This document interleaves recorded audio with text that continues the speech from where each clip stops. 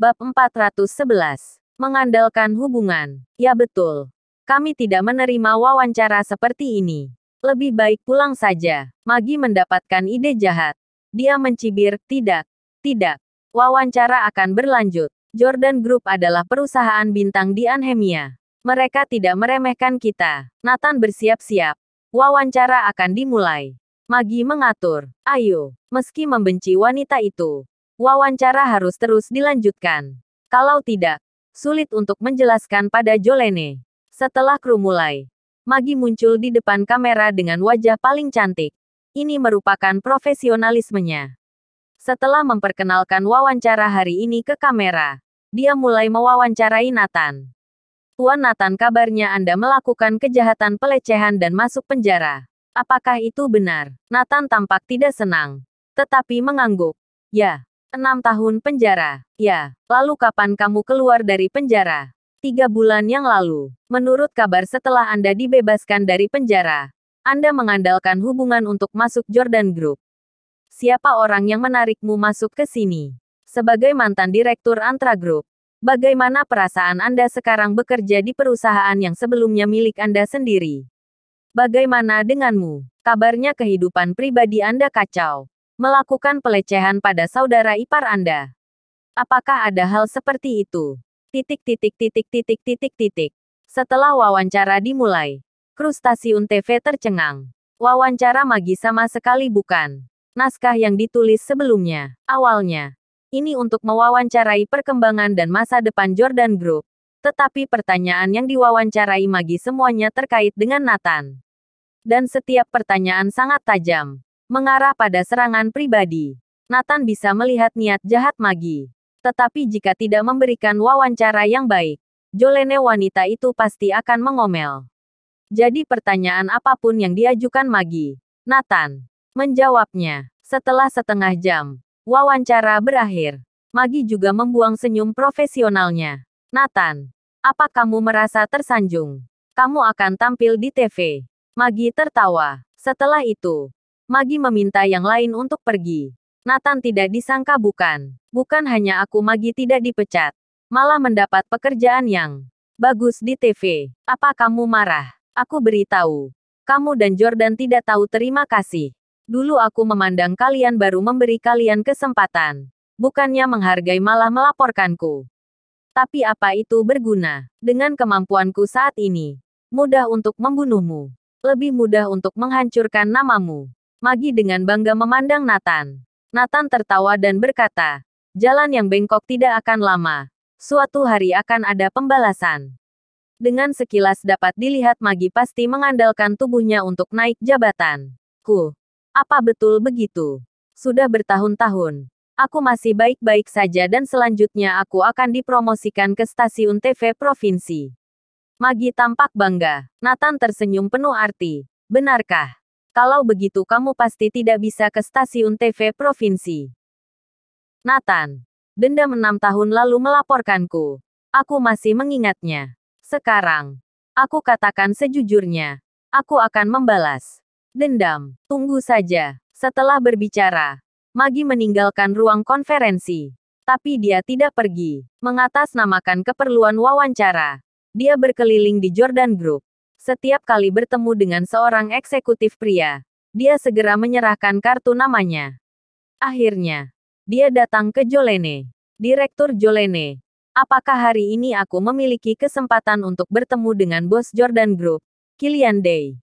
Maggie bertanya.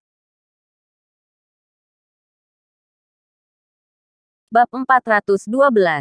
Maggie. Mata Maggie bersinar dengan cemerlang. Dia berada di lingkaran atas Anhemia, jadi sangat memahami berita-berita besar terbaru. Misalnya, kekalahan Tuan Teddy di Anhemia. Dia tahu betul. Dia tahu orang yang mengalahkan Tuan Teddy adalah bos dari Jordan Group. Jika dia bisa menundukkan bos atau Killian, masa depannya tidak akan terbatas. Maggie cantik dan memiliki penampilan yang sangat baik. Dia adalah bunga di atas stasiun TV. Dia percaya diri dengan pesonanya sendiri. Selama dia bisa bertemu bos misterius dan Killian, dia yakin dia pasti akan menang. Setelah menaiki tempat tidurnya, Dia jamin pria-pria ini tidak akan bisa turun lagi. Ini adalah keterampilan bertahan hidupnya. Jika tidak, dia seorang anak magang. Tanpa latar belakang, hanya dalam 6 tahun. Memiliki 8 apartemen dan sebuah villa di Anhemia. Dengan deposit puluhan miliar. Bukan jatuh dari langit. Sayangnya, keduanya tidak ada di sini. Jolene tersenyum. Aku saja belum melihat bos. Kamu masih ingin bertemu.